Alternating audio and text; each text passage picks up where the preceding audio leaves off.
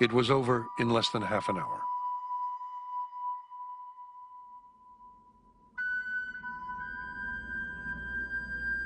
Firemen inspecting the burned floors the next day found dozens of bodies.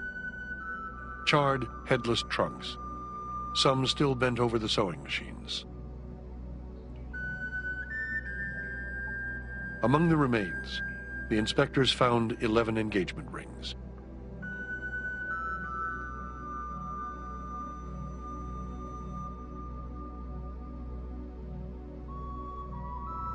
In all, 146 people, teenagers for the most part, immigrant girls, some as young as 14, had died in the greatest industrial disaster in the city's history. Some died of smoke inhalation, piled against the doors trying to get out. Some were burned to death, and some jumped out of the windows and died. 141 young women died. And of course, when the firemen finally enter that building, the dead bodies are heaped up against the doors because there were no fire exits, there was no safety precautions. March 26, 1911. The remains of the dead. It is hardly possible to call them bodies, because that word would suggest something human. And there was nothing human about most of these. Were taken in a steady stream to the morgue for identification. The New York Times. At a temporary morgue set up on a pier along the East River, relatives lined up to identify the corpses. The ghastly process took 3 full days.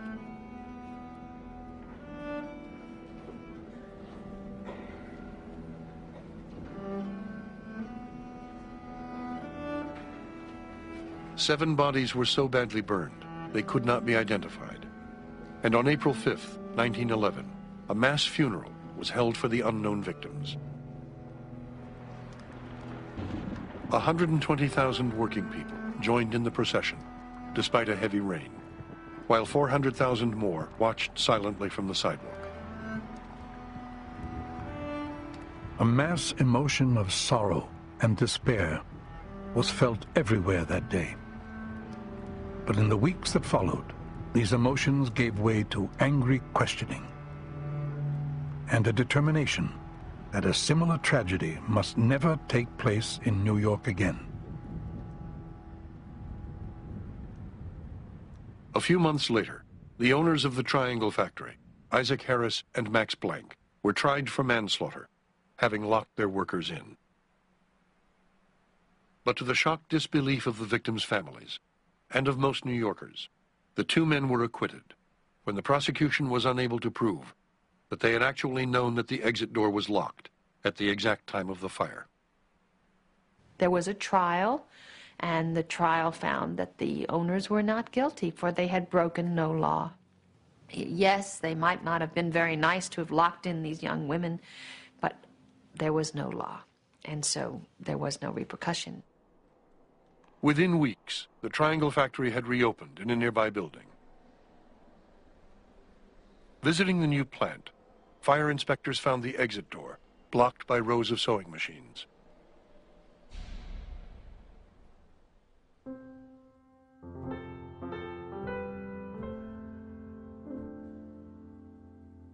But now, something extraordinary began to occur.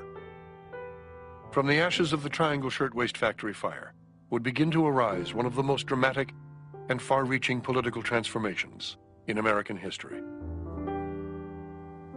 It was a kind of a moment that the city could no longer ignore the reality that had been with the city for decades of what a sweatshop was. The whole city felt involved in those bodies that were thudding to the pavement. I mean, you couldn't say they don't relate to us. The impact of this one fire, the horror of the bodies, the number of the dead, had an impact that transformed. It was a turning point in the fight for social welfare legislation in New York. the Triangle Fire catastrophe. It's an epic event in the dynamics of the city's politics and economy and everything else. In the immediate aftermath, what happens is a mass meeting of concerned citizens. A lot of officials in business put together an operation and go up to the state legislature and say, you've got to do something about this. We need reform legislation to police the workplace and make sure that nothing like this ever happens again.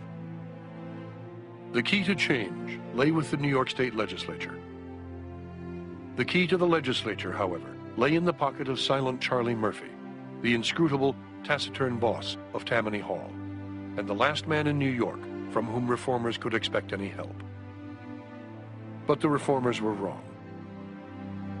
Silent Charlie was an extremely shrewd politician, and he understood that the demographics of the city were changing, that you couldn't simply win by appealing to the Irish vote, that you had to make some attempt to draw in Jews, Italians, other new immigrants, that you had to worry about competing politicians, particularly Socialist Party, and also progressive Republicans, that you had all these people now in settlement houses and progressive reformers who were also a part of the political scene. And I think that what Murphy understood was that somehow Tammany had to adapt to the new realities of the city, the new political realities. To the amazement of the reformers, whose efforts had been stymied by Tammany at every turn, Murphy supported the call for an investigation, then placed two of his closest protégés on it. Robert F. Wagner Sr., the leader of the state Senate, and 38-year-old Al Smith, now head of the state assembly. The grueling 4-year-long factory investigation that ensued would make Smith's career and change forever life in New York. Week after week, month after month, the Factory Commission ground on, taking testimony from fire inspectors, sanitation experts, health officials, and labor leaders. Calling in its first year alone more than 200 witnesses, then launching an unprecedented statewide tour of factories, beginning with New York. This Factory Commission started to tour the state. And the reformers couldn't help noticing that no matter how hard the trip was, everyone would miss one trip or another. Al Smith never missed a trip. They couldn't help noticing his face when they would go to these factories and they'd see these rooms without a window in which mothers with their children worked 7 days a week. They remembered going to one factory where the owner assured him he had no children working, and then someone pointed them to an elevator, and he had put all the children in an elevator and put it between floors so nobody would see them. Then it came time for the Factory Commission to write its laws. And Smith sat at the table. He was very conscious of his lack of education. And he said, you make the recommendations, I'll fight for them. And it was a very wonderful and dramatic thing. The reformers had gone up to Albany for years and had never gotten these proposals for child labor laws, for women's labor laws, for wages and hours laws, for factory compensation, for disability compensation passed. Now they sat up there in the galleries of the assembly, and down there on the floor was this man they despised, fighting for them and getting these things through. And for the years to come after that, Al Smith was the weapon of reform in New York. He was the red-faced, loud-voiced, paunchy Tammany henchman who got through the dreams of social welfare reforms for which reformers had been dreaming now ever since the beginning of the Industrial Revolution. The resulting flood of legislation, one man later said, was nothing less than epoch-making. Landmark laws affecting not only fire protection, but every aspect of factory life. Plant owners would now be required to provide enclosed staircases, fire sprinklers, and adequate lighting, ventilation, and washrooms. Dangerous machinery would be regulated by law. Women would not be allowed to work more than 54 hours a week. Children under 14 would not be allowed to work in factories at all. And the logjam is broken. And what you get in 1913 is a flood of progressive legislation. at the heartland of it all is indeed safety regulations. But there's a tremendous raft of new laws, and Wagner and Smith are at the heartland of this. They introduced something like 60 bills, of which 56 get passed. And the political center of gravity of the city and the state, as a consequence, is profoundly shifted. Business interests were outraged. To own a factory in New York is now a calamity, the leaders of the real estate board declared. But nothing could stop the momentum of the campaign Al Smith was now leading, with almost evangelical fervor, to use the power of the state to change people's lives. In other words, politics is not simply now about helping people out when they're in need, or giving them the coal to get through the winter, or helping them get a job when they're unemployed.